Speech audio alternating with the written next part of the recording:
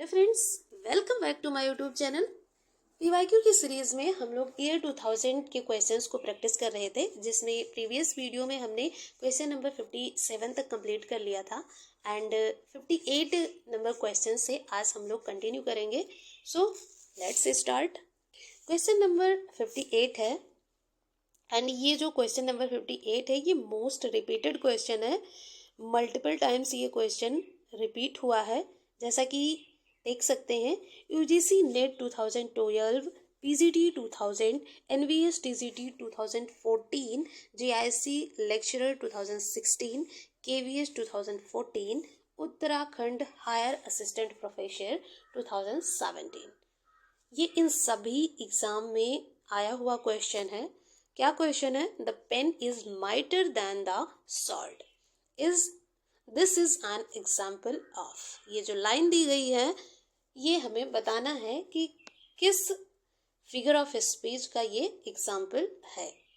Option कौन होगा जो इसका सही आंसर होगा? तो ऑप्शंस हैं metonymy, synecdoche, pathetic fallacy, transferred epithet. The pen is mightier than the sword.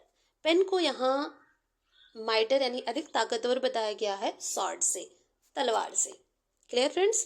तो ये एग्जाम्पल है मेटोनमी का। ये जो सेनेक्डोकी है, सेनेक्डोकी भी मेटोनमी का ही एक स्पेशल फॉर्म है एंड ट्रांसफर्ड एपिथेट को एक और नाम से जाना जाता है जो है high palace.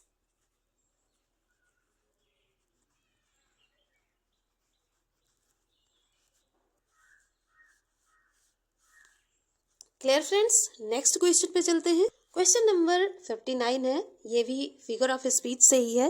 Which of the following sentences has the figure of speech called apostrophe.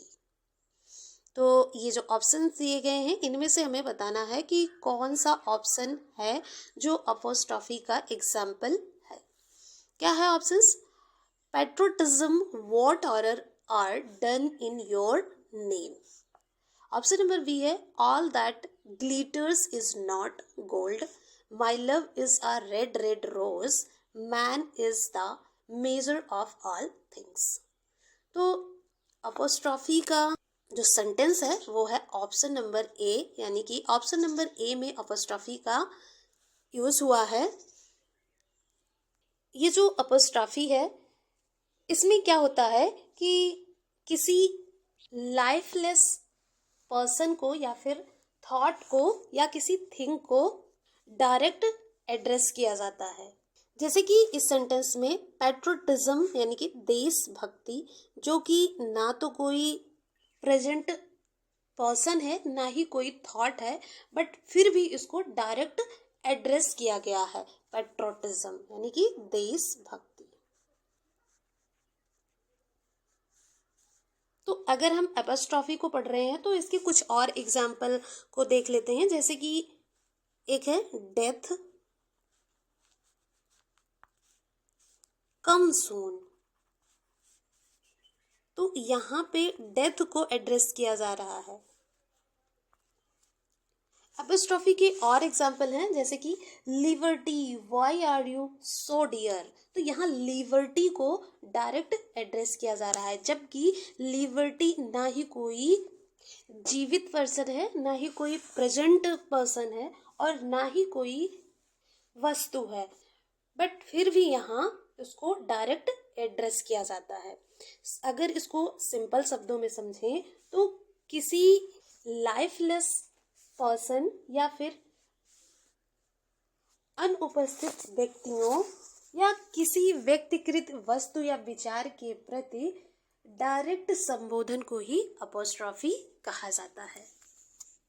Next question पे चलते हैं।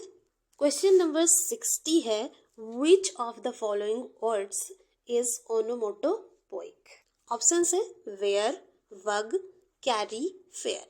इनमें से कौन सा वर्ड है जो ओनोमेटोपोइक वर्ड है? तो इसका सही आंसर हो जाएगा बग। बग जो है ये एक ओनोमेटोपोइक वर्ड है, यानी कि ध्वनि सूचक शब्द। नेक्स्ट क्वेश्चन पे चलते हैं। क्वेश्चन नंबर 61 है, the statement namely happiness is what an occasional episode in the general drama of pain contains the figure of speech called। ये जो सेंटेंस है इसमें कौन सा फिगर ऑफ स्पीच है? Happiness is but an occasional episode in the general drama of pain। Options है simile, metaphor, paradox, personification. यानी कि खुशी जो है, खुशी पेन के जनरल ड्रामा में एक ओकेजनल एपिसोड है, यानी सामयिक प्रकरण है। तो यहाँ पे जो फिगर ऑफ स्पीच यूज की गई है वो है मेटाफर। जो मेटाफर है ये फिगर ऑफ स्पीच है। अब metaphor is N implied simile, ये implied simile है। We compare things without the words like, so, as। जैसे कि simile में हम लोग like, as, so इन वर्ड्स को यूज करके simile में कंपेरिजन करते हैं, बट मेटाफर में विदाउट यूज किए इन वर्ड्स का मेटाफर में कंपेयर किया जाता है। पर्सोनिफिकेशन जो होता है इसे कहते हैं मानवीयकरण। ये इमेजिनेशन पे बेस्ड होता है और इसमें निर्जीव व्यक्ति या वस्तु या थॉट को सजीव बताया जाता है पर्सोनिफिकेशन में। आई होप क्वेश्चन नंबर 61 समझ में आया होगा। नेक्स्ट क्वेश्चन पे मूव करते हैं। क्वेश्चन नंबर 62 है, when the sound of a word resembles the sound it denotes the figure of speech. Options है प्रोसोपोपिया, ओनोमेटाफोइया, सेनेक्डकी, ट्रांसफर्ड एपिथेट। तो बात अगर साउंड की हो रही है तो साउंड सिर्फ ओनोमेटाफोइया में ही आता है, तो इस वजह से आंसर नंबर हो जाएगा ऑप्शन नंबर बी हमारा करेक्ट आंसर हो जाएगा। नेक्स्ट क्वेश्चन है, the repetition of vowel sounds in a sequence of nearby words is called. Options है एजोनेंस, सेजूरा, राइम, रिदम। सही आंसर हो जाएगा एजोनेंस, स्वरों की एकता। Assonance it signifies the repetition of vowel sounds. It is different from the alliteration, ये alliteration का ही डिफरेंट फॉर्म होता है, which signifies the repetition of consonant sound. Next question पे चलते हैं। Question number 64, what is the name of an implied simile. Implied simile किसको कहा जाता है? अभी हमने प्रीवियस क्वेश्चन में पढ़ा है। ऑप्शंस है apostrophe, metaphor, hyperbole, none of this. सही आंसर हो जाएगा metaphor. Metaphor is an implied simile. We compare things without the words like, so, as। जो मेटाफर है ये एक इम्प्लाइड सिमिली है जिसमें हम बिना लाइक, सो, एज इन सभी वर्ड्स को यूज करे कंपेयर करते हैं किसी एक वस्तु व्यक्ति का किसी दूसरे वस्तु व्यक्ति के साथ। नेक्स्ट क्वेश्चन पे चलते हैं। क्वेश्चन नंबर 65 है, what is a direct address to the dead, to the absent or to a personified object or idea. तो इसको भी अभी हमने किया है। वहाँ पे क्या किया था, वहाँ पे उस पर्टिकुलर फिगर ऑफ स्पीच का नाम दिया था एंड लास्ट में पूछा था कि ये इसका एग्जाम्पल कौन सा होगा और 4 ऑप्शंस में से हमें कोई एक ऑप्शन चूज करना था कि ये ऑप्शन जो है वो इस पर्टिकुलर फिगर ऑफ स्पीच का एग्जाम्पल है। यहाँ पे क्या किया, क्वेश्चन को रिवर्स कर दिया है। यहाँ पे एग्जाम्पल्स में फिगर ऑफ स्पीच को दे दिया है एंड उसकी डेफिनेशन को क्वेश्चन बना के पूछ लिया है। क्वेश्चन है जो है ये किस फिगर ऑफ स्पीच का डेफिनेशन है, तो वो है अपोस्ट्रॉफी का। ऑप्शन नंबर बी जो होगा वो बिल्कुल सही हो जाएगा।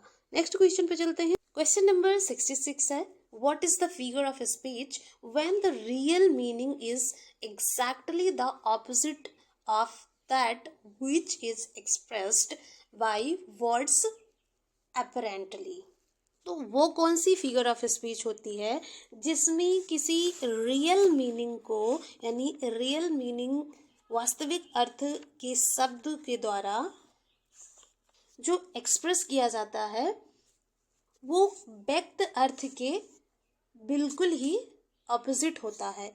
यानी कि वास्तविक अर्थ और व्यक्त अर्थ दोनों एक दूसरे के विपरीत होते हैं। तो ये एग्जाम्पल है किसका? ऑप्शंस है satire, none of this, irony, oxymoron. ये जो डेफिनेशन है वो है सटायर की। सटायर यानी कि सटायर का मतलब होता है व्यंग। नेक्स्ट क्वेश्चन पे चलते हैं। नेक्स्ट क्वेश्चन है what figure of speech has been used in the following line, all the perfumes of Arabia can not sweeten this little hand. ये भी क्वेश्चन कई बार रिपीट हुआ है। ऑप्शंस है मेटाफर, ऑक्सीमोरन, हाइपरबोल, अपोस्ट्रोफी। तो ये जो लाइन है ये विलियम शेक्सपियर का एक प्ले है मैकबेथ। उसमें जो लेडी मैकबेथ होती है वो इस लाइन को बोलती है एंड इसमें जो फिगर ऑफ स्पीच यूज किया गया है वो है hyperbole. All the perfumes of Arabia can not sweeten this little hand. तो ये जो लाइन है वो लेडी मैकबेथ बोलती है मैकबेथ प्ले में, जिसमें क्या होता है जो लेडी मैकबेथ होती है वो किंग डंकन की डेथ कर देती है, यानी उसको मार देती है, उसका मर्डर कर देती है, जिससे उसको रिग्रेशन होती है एंड वो रिग्रेट होकर के इस लाइन को बोलती है कि चाहे अरेबिया का सारा परफ्यूम उसे मिल जाए और जिससे वो अपने हाथों को साफ करे, फिर भी उसके हाथ जो होंगे वो साफ नहीं होंगे, गंदे ही रह जाएंगे। उसने ऐसा काम किया है किंग डंकन का मर्डर करके, तो वो इसी वजह से बहुत ज़्यादा रिग्रेट होती है एंड रिग्रेशन में ही वो इस लाइन को बोलती है। यहाँ पे हाइपरबोल को यूज़ किया गया है। तो इस क्वेश्चन का जो सही आंसर होगा वो ऑप्शन नंबर सी हो जाएगा। नेक्स्ट क्वेश्चन पे चलते हैं। क्वेश्चन नंबर है 68, the movement of return to nature has to do with. Options है the restoration age, the romantic age, none of this, the new classical age. ये जो मूवमेंट था ये मूवमेंट कब चलाया गया, यानी किस एज में ये मूवमेंट आया? रिटर्न टू नेचर, यानी कि नेचर की ओर लौटो। ये मूवमेंट आया option number be romantic as में। एंड रोमांटिक एज की प्रोमिनेंट ऑथर रहे हैं विलियम वर्ड्सवर्थ, जिनको नेचर पोएट के नाम से भी जाना जाता है। नेक्स्ट क्वेश्चन पे चलते हैं। क्वेश्चन नंबर 69 है who among the following writers has not won the Nobel prize. इनमें से कौन से राइटर हैं जिनको नोबेल प्राइज नहीं मिला है? ऑप्शंस है T S. Eliot, William Faulkner, Mulkraj Anand, Ernest Hemingway. तो इन सभी ऑथर्स में से विलियम फॉकनर को 1949 में नोबेल प्राइज मिला था, अर्नेस्ट हेमिंगवे को 1954 में मिला था एंड इसके अलावा टी.एस. एलियट को कब मिला था? 1948 में। यानी कि इन तीनों ऑथर्स को नोबेल प्राइज मिला था। तो बचा कौन? Option number C Mulkraj Anand, जिनको नोबेल प्राइज नहीं मिला था। Mulkraj Anand has not been awarded with Nobel prize. Clear friends? I hope सभी क्वेश्चन अच्छे से समझ में आ रहे होंगे। नेक्स्ट क्वेश्चन पे मूव करते हैं। क्वेश्चन नंबर 70 है what does the abbreviation IPC mean in the context of our constitution। IPC का फुल फॉर्म बताना है कॉन्स्टिट्यूशन के कॉन्टेक्स्ट में। ऑप्शंस है Indian popular code, Indian people's code, Indian panel code या फिर इंडियन प्रीमायर कोड। सही आंसर हो जाएगा क्वेश्चन नंबर 70 का option number C, Indian penal code. It is the main criminal code of India. It was enacted on 6 October 1860 and enacted by Legislative Council. Next question पे चलते हैं. Question number 15 आज किया and overall में 71 number question है. It had been part of Nelson's prayer that the British fleet might be distinguished by humanity in the victory which he expected. What was Nelson's dream? Options है to serve humanity, victory of the British fleet, a prayer to God, none of this. तो सही answer हो जाएगा to serve humanity. तो आज हमने question number 71 तक complete किया. बचे हुए क्वेश्चंस को हम नेक्स्ट वीडियो में करेंगे. आज के लिए इतना ही. मिलते हैं नेक्स्ट वीडियो में. Till then bye bye.